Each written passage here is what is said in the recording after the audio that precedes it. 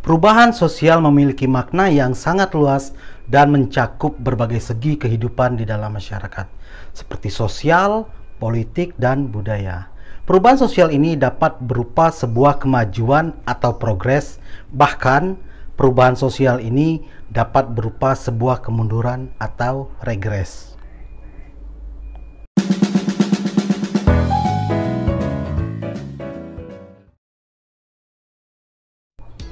Bismillahirrahmanirrahim. Assalamualaikum warahmatullahi wabarakatuh. Salam sejahtera bagi kita semua. Om Swastiastu, Namo Buddhaya, salam kebajikan. Halo anak-anak, apa kabarnya? Berjumpa lagi dengan Pak Andi Subhan di mata pelajaran sosiologi. Bagaimana keadaan kalian hari ini? Pak Andi harapkan kalian selalu dalam keadaan sehat, tak kurang suatu apapun. Dan yang paling penting adalah jangan lupa selalu mengutamakan protokol kesehatan di dalam menjalankan aktivitas di luar rumah. Tetap memakai masker, rajin mencuci tangan, dan jaga kebersihan serta menjaga jarak atau social distancing ketika kalian berada di keramaian. Baiklah anak-anak sekalian, pada pertemuan kali ini untuk materi kelas 12 ya, kita akan membahas yang pertama adalah perubahan sosial, kemudian teori-teori perubahan sosial, dan terakhir kita akan membahas tentang bentuk-bentuk perubahan sosial di dalam masyarakat. Materi perubahan sosial ini untuk anak-anak yang sekarang berada di kelas 12, tetapi tidak menutup kemungkinan juga adik-adik kalian yang ada di kelas 10 dan kelas 11 bisa mengikuti dan mempelajari materi ini yang nantinya berguna untuk menambah wawasan tentang materi perubahan sosial ini. Oke, langsung kita mulai ya. Nah, perubahan sosial. Secara umum, perubahan sosial ini memiliki definisi perubahan yang terjadi pada masyarakat mengenai yang pertama adalah nilai-nilai sosial, yang kedua norma, dan ketiga adalah berbagai pola dalam kehidupan manusia. Oke, Pak Andi ulangi lagi ya. Perubahan yang terjadi pada masyarakat mengenai apa tadi? Nilai-nilai sosial, oke. Kedua, norma, yang terakhir adalah berbagai pola dalam kehidupan manusia. Itu adalah definisi perubahan sosial secara umum. Nah, sekarang kita akan membahas definisi perubahan sosial menurut para ahli. Yang pertama di sini adalah Selo Soemardjan, seorang tokoh sosiologi dari Indonesia. Ini foto beliau. Oke, nah, Selo Soemardjan mengatakan perubahan sosial ini adalah segala perubahan yang terjadi pada berbagai lembaga. Ingat, perubahan yang terjadi pada berbagai lembaga masyarakat dalam suatu lingkungan masyarakat yang nantinya akan mempengaruhi sistem sosial, Nah, termasuklah di dalamnya itu ada yang pertama nilai sosial, sikap, pola perilaku antara kelompok di dalam masyarakat. Lembaga, ya, kata kuncinya adalah lembaga di dalam masyarakat. Nah, salah satu lembaga di dalam masyarakat adalah lembaga pendidikan. Nah, ini akan mengalami perubahan. Contohnya pada masa pandemi ini, lembaga pendidikan dalam hal ini yaitu Kementerian Pendidikan dan Kebudayaan, universitas, dan sekolah-sekolah yang ada di Indonesia itu adalah merupakan contoh dari lembaga pendidikan. Nah, lembaga pendidikan ini mengalami perubahan. Perubahannya di mana? Perubahannya di dalam pola belajar. Ingat, pola belajar. Biasanya pola belajar kita ya datang ke sekolah, datang ke kampus, bertemu teman-teman, bertatap muka dengan guru, belajar di kelas, ya kan? Semenjak adanya pandemi COVID ini, terjadi pergeseran pada lembaga tersebut. Nah, dalam hal ini, Menteri Pendidikan mengeluarkan peraturan tentang belajar jarak jauh atau belajar di rumah. Nah, di sini ada pergeseran pola kebiasaan. Biasanya kita seperti tadi ya, kita biasanya belajarnya di sekolah, di kampus. Semenjak pandemi ini kita belajarnya di rumah dan belajarnya secara daring dalam jaringan ada beberapa daerah juga yang belajar secara luring. Nah, ini adalah salah satu contoh perubahan yang terjadi di lembaga pendidikan pada masa pandemi COVID ini. Dan ini terjadi bukan hanya di Indonesia saja, di negara-negara lain yang mengalami pandemi ini atau juga terjadi perubahan di lembaga-lembaganya. Oke ya. Yang kedua adalah menurut tokoh Karl Marx, ini Karl Marx, seorang tokoh sosiologi. Nah, beliau berpendapat perubahan sosial ini adalah perubahan yang terjadi karena perkembangan teknologi. Ingat, perubahan yang terjadi ini adalah perkembangan teknologi, karena perkembangan teknologi atau kekuatan produktif dan hubungan antara kelas-kelas sosial yang berubah. Kata kuncinya di sini adalah perkembangan teknologi. Biasa dulu kita nggak pakai handphone, sekarang pakai handphone. Biasa dulu kita alat transportasinya jalan kaki, kuda, sekarang kita ada pesawat, kapal laut, kereta api, dan lain-lainnya. Oke ya, menurut Karl Marx, perubahan sosial menurut Karl Marx. Sekarang definisi perubahan sosial menurut Kingsley Davis. Ini foto beliau. Nah, beliau mengatakan bahwa perubahan sosial itu adalah sebagai wujud perubahan yang terjadi dalam struktur sosial dan fungsi sosial masyarakat. Pak ulangi lagi, perubahan sosial itu adalah sebagai wujud perubahan yang terjadi dalam struktur sosial dan fungsi sosial masyarakat. Kata kuncinya ada dua di sini. Yang pertama adalah struktur sosial dan fungsi sosial. Sekarang kita akan bahas yang struktur sosial.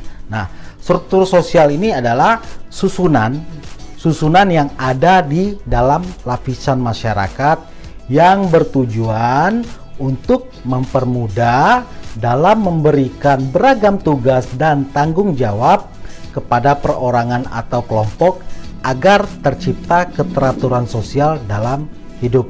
Oke, Pak Andi ulangi lagi ya.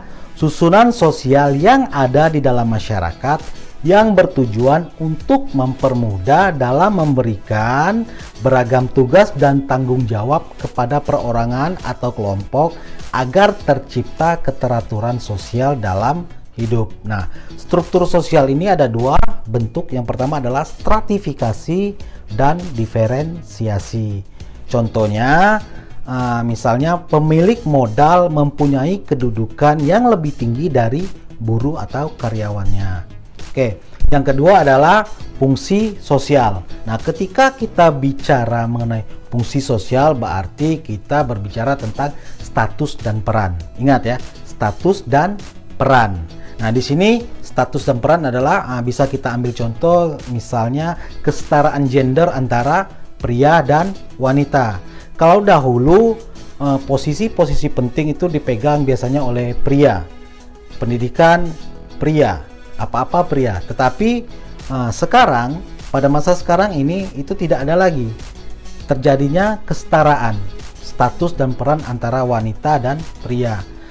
Sekarang apa ya? Contohnya misalnya astronot ada yang wanita, kepala negara ada wanita. Direktur perusahaan ada wanita, pilot ada wanita, bukan hanya didominasi lagi oleh kaum pria. Oke ya.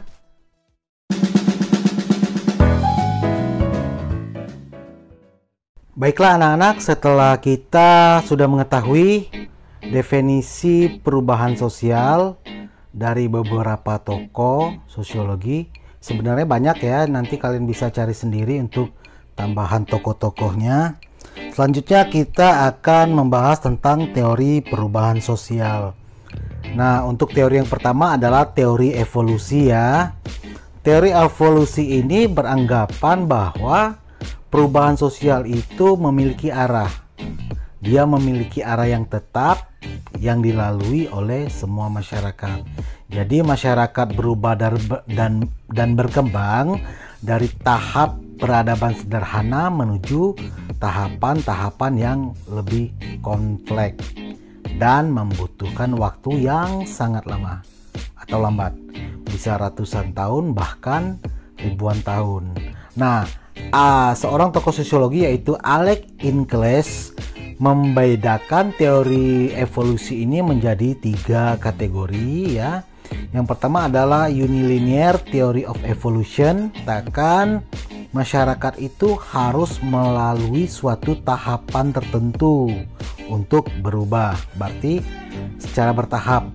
Kita kembali ke belakang ke pelajaran sejarah itu ada, misalnya contohnya ada masyarakat purba itu mulai dari masa berburu ya kan, kemudian masa meramu dan bercocok tanam. Nah, di masa bercocok tanam ini mereka sudah mulai hidup menetap dan tidak berpindah-pindah lagi. Teori yang kedua adalah teori Universal Theory of Evolution, di mana teori ini mengatakan bahwa masyarakat itu ternyata tidak memerlukan tahapan-tahapan tertentu untuk berubah. Jadi dia tidak perlu tidak melalui tahapan-tahapan tersebut. Nah, teori yang ketiga adalah Multiline Theory of Evolution. Nah, di sini ada mengatakan bahwa ada penelitian yang memfokuskan kepada tahapan-tahapan perkembangan masyarakat.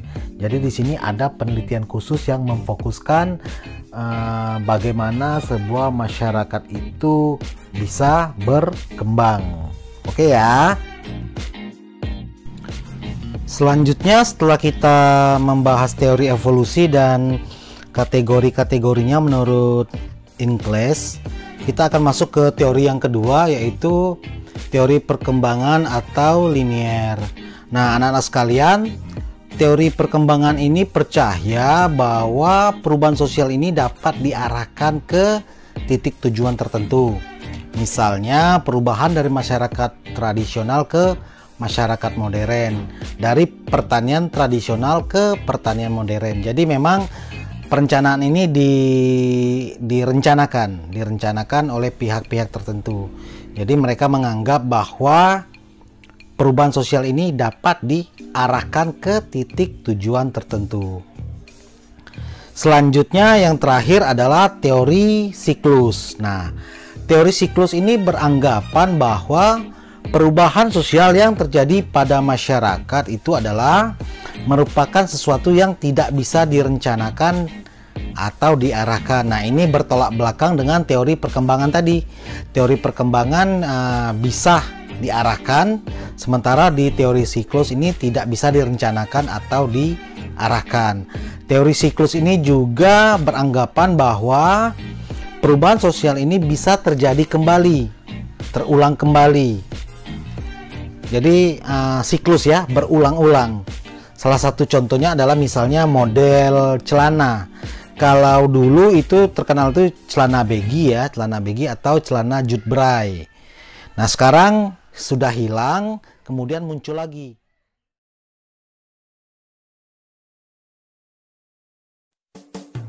Perubahan secara cepat atau revolusi adalah perubahan yang berlangsung dengan cepat dan menyangkut dasar-dasar atau sendi-sendi pokok kehidupan masyarakat. Sebagai contoh adalah perubahan yang terjadi di bidang pendidikan. Dari waktu ke waktu pendidikan terus mengalami percepatan perubahan dari yang bersifat tradisional hingga ke bersifat pembelajaran digital.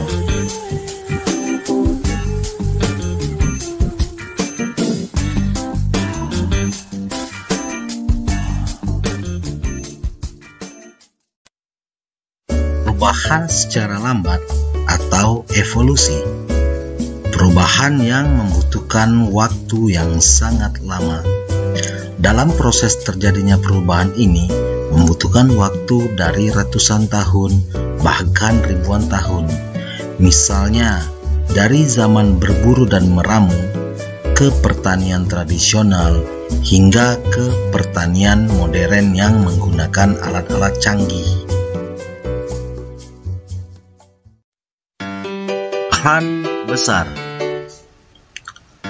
Perubahan yang terjadi di dalam masyarakat serta menimbulkan pengaruh dan dampak yang sangat luas bagi masyarakat. Contohnya adalah perubahan yang terjadi di bidang komunikasi. Dulu, kita menggunakan surat untuk berkomunikasi. Sekarang, dengan perubahan ini, kita telah menggunakan teknologi komunikasi dalam berkomunikasi. Contohnya, penggunaan handphone, penggunaan sosial media seperti YouTube, Facebook, Twitter, Instagram, dan lain-lain. Perubahan kecil adalah perubahan yang terjadi di dalam masyarakat, tetapi perubahan ini tidak menimbulkan dampak dan pengaruh yang sangat luas dalam masyarakat. Contohnya adalah perubahan model rambut dan perubahan model pakaian.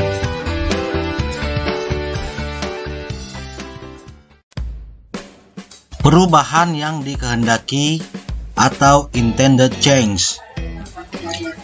Perubahan ini diproses melalui suatu program atau rencana tertentu agar menghasilkan suatu perubahan tertentu.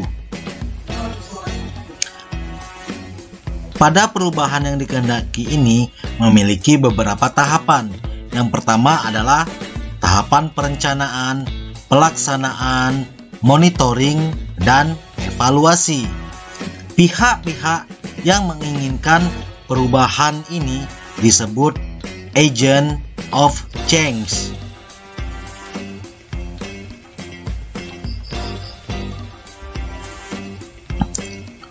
Selanjutnya adalah perubahan yang tidak dikehendaki atau unintended change. Perubahan ini terjadi tanpa dikehendaki, berlangsung di luar jangkauan pengawasan masyarakat, dan dapat menyebabkan timbulnya akibat-akibat sosial yang tidak diharapkan. Contohnya seperti bencana alam berbentuk tsunami, kebakaran rumah, gempa bumi, serta bencana alam gunung meletus, karena akan merubah semua komponen-komponen sistem dan struktur sosial yang ada di masyarakat. Bencana ini adalah perubahan-perubahan yang tidak dikehendaki dalam masyarakat.